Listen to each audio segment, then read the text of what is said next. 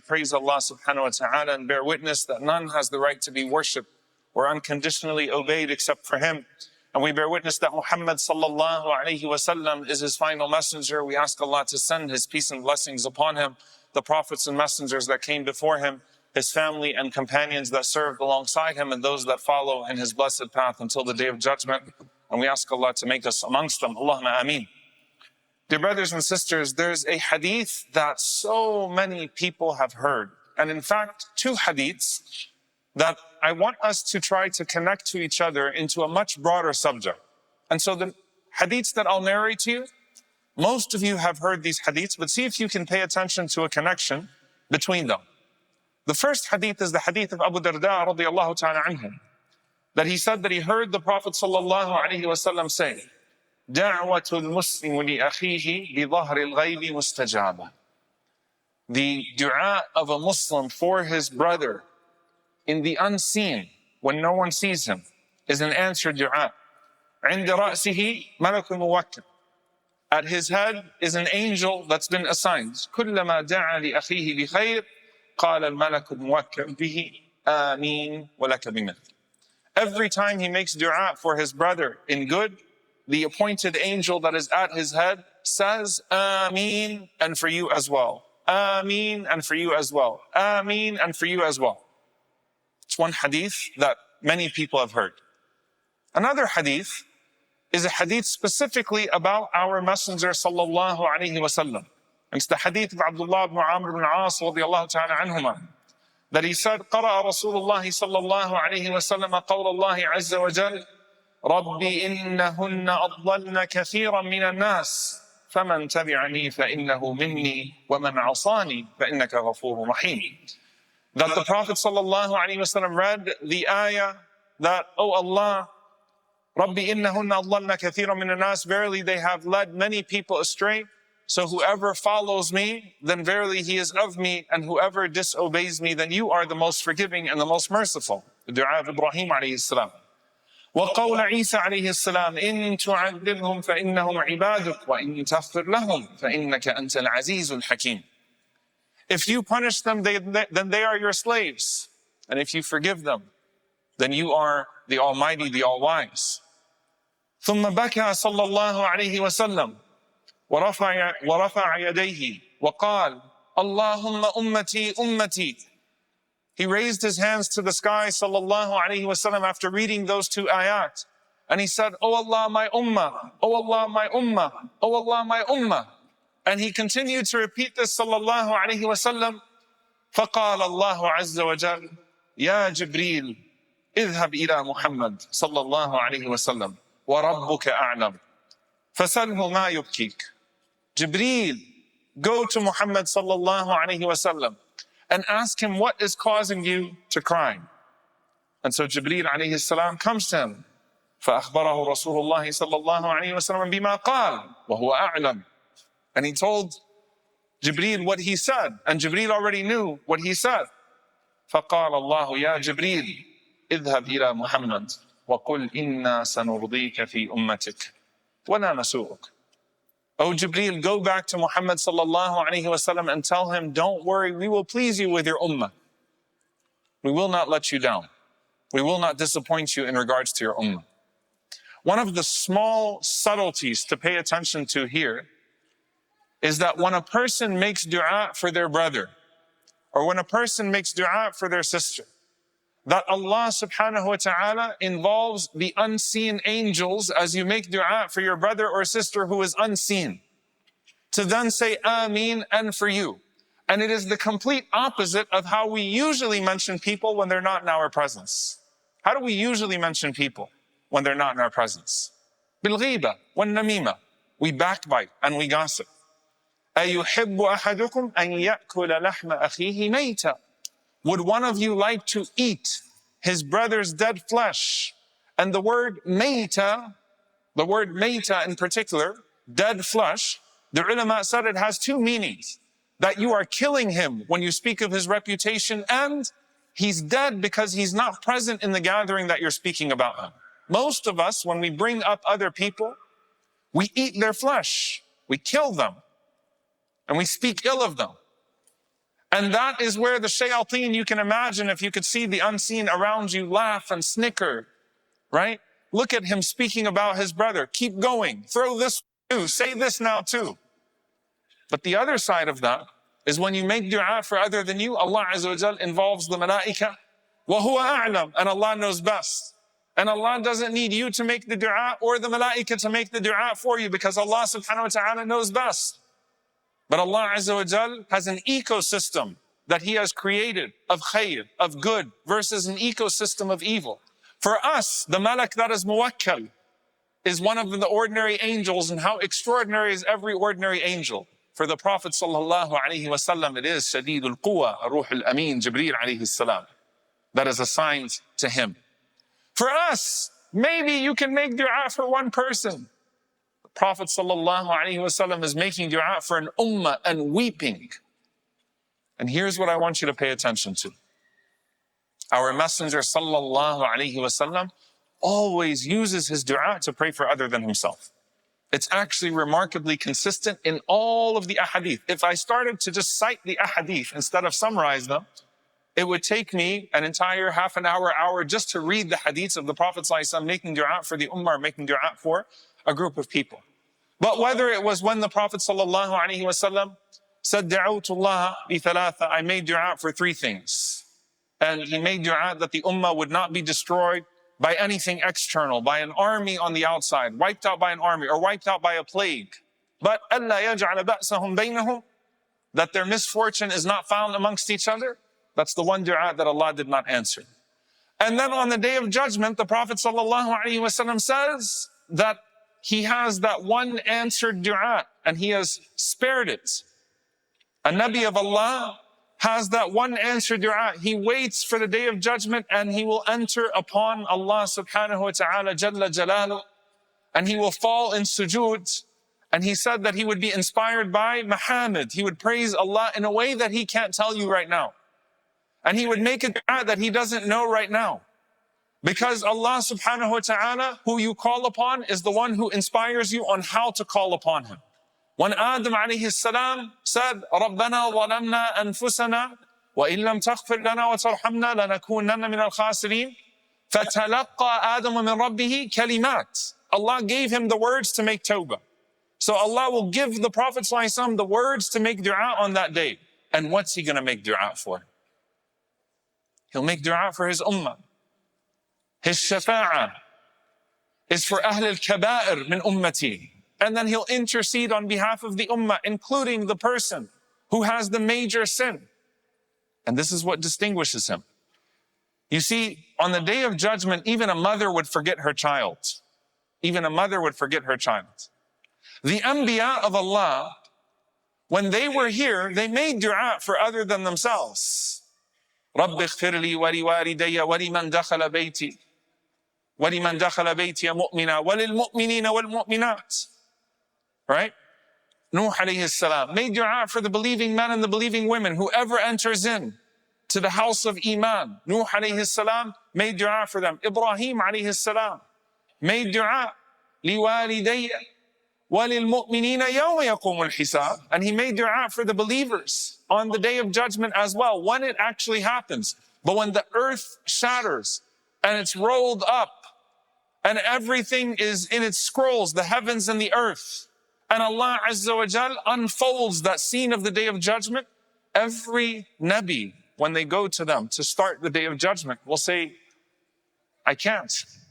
Except for the Prophet sallallahu alaihi wasallam. Ana laha. I am for it. Stay with me for a bit, because this khutbah is not about the du'as of the Prophet sallallahu alaihi wasallam for you to marvel at him.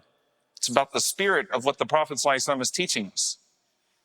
When everyone else says, Allahumma nafsi, nafsi, the Prophet sallallahu alaihi wasallam was already saying, Allahumma ummati, ummati.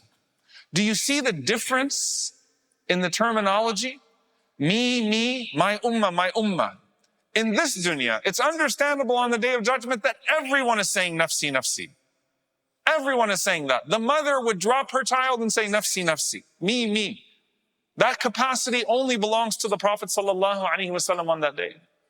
But here in this world, how many people are saying nafsi, nafsi, and how many people are saying ummati, ummati?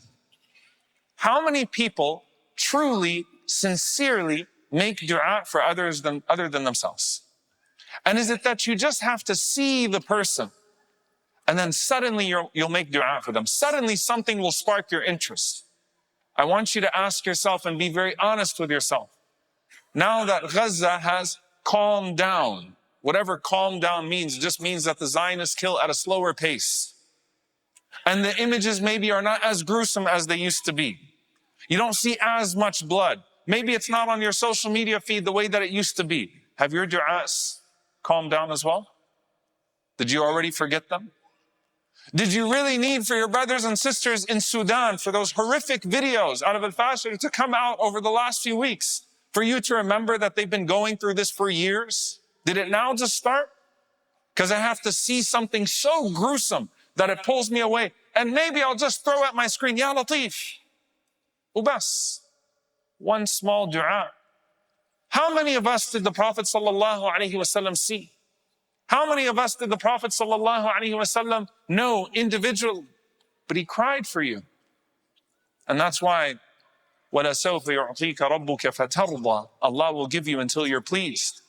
As the ulama mentioned, everyone is happy with their salvation. The Prophet ﷺ is not happy with his own salvation. It's got to be more. And then someone might say, but is it just dua? Is it just dua?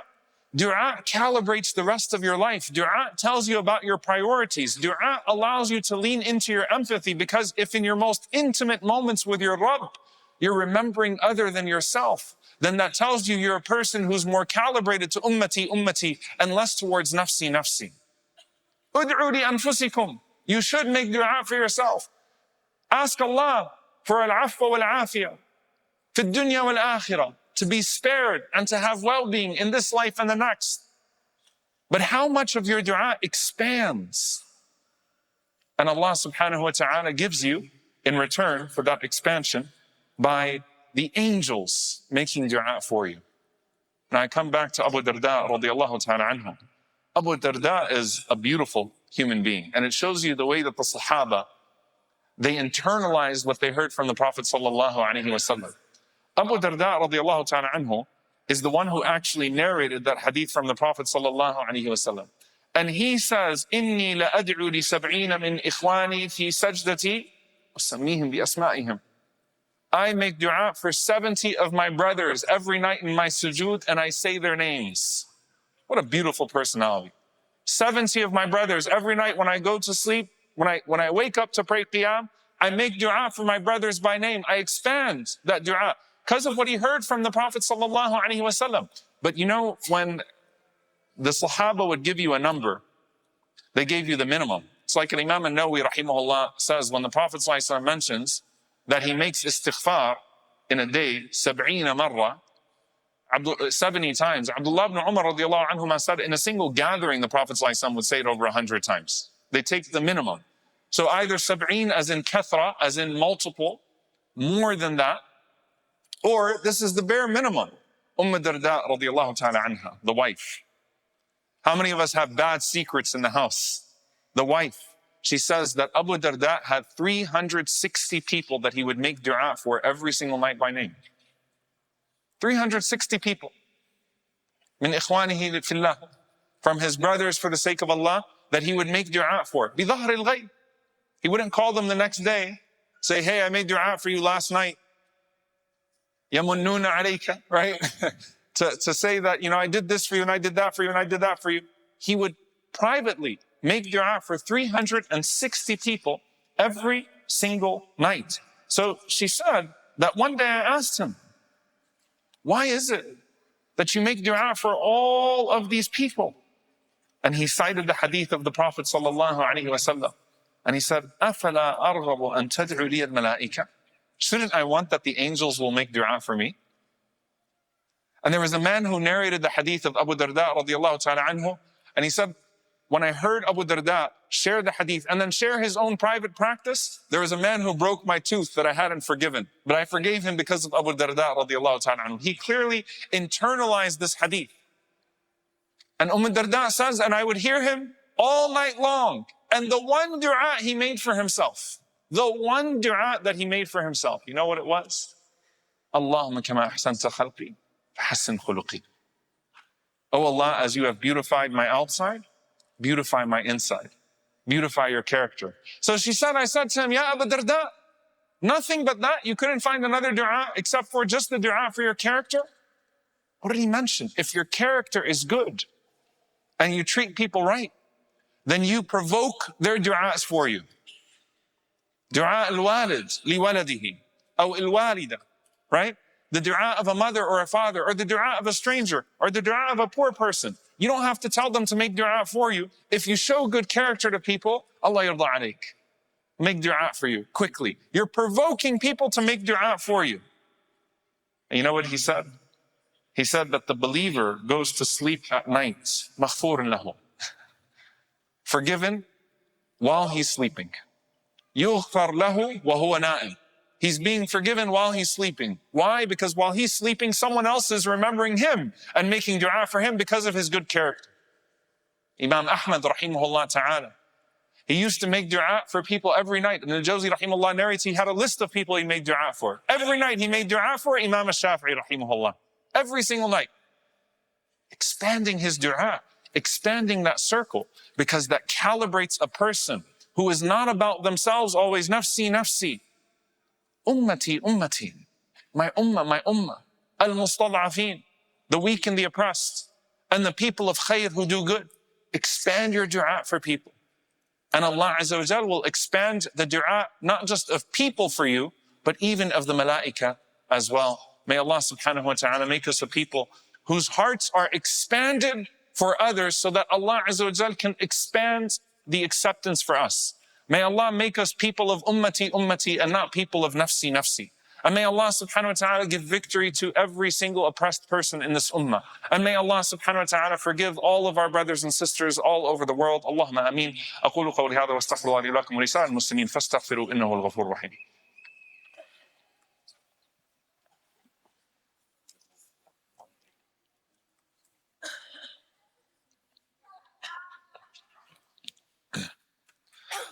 Alhamdulillah, wassalatu wassalamu ala rasulillah wa ala alihi wa sahbihi wa man wala. Allahumma aghfir lil mu'minina wal mu'minat. Allahumma aghfir lil mu'minina wal mu'minat. Allahumma aghfir lil mu'minina wal mu'minat wal muslimina wal muslimat al ahya'i minhum wal amwat. إنك سميع قريب مجيب الدعوات. اللهم اغفر لنا وارحمنا واعف عنا ولا تعذبنا. ربنا ظلمنا أنفسنا وإن لم تغفر لنا وترحمنا لنكونن من الخاسرين. اللهم إنك عفو كريم تحب العفو فاعف عنا. اللهم اغفر لوالدينا رب ارحمهما كما ربونا صغارا. ربنا هب لنا من أزواجنا وذرياتنا قرة أعين واجعلنا للمتقين إماما. اللهم انصر إخواننا المستضعفين في مشارق الأرض ومغاربها. اللهم انصرهم في فلسطين وفي السودان وفي كل مكان. اللهم عليك بأعدائك أعداء الدين. اللهم أرنا في الظالمين عجائب قدرتك. اللهم أهلك الظالمين بالظالمين وأخرجنا وإخواننا من بينهم سالمين. عباد الله، إن الله يأمر بالعدل والإحسان وإيتاء ذي القربى وينهى عن الفحشاء والمنكر والبغي يعظكم لعلكم تذكرون. فاذكروا الله يذكركم واشكروه على نعمائه يزد لكم ولذكر الله أكبر والله يعلم ما تصنعون. وأقم الصلاة.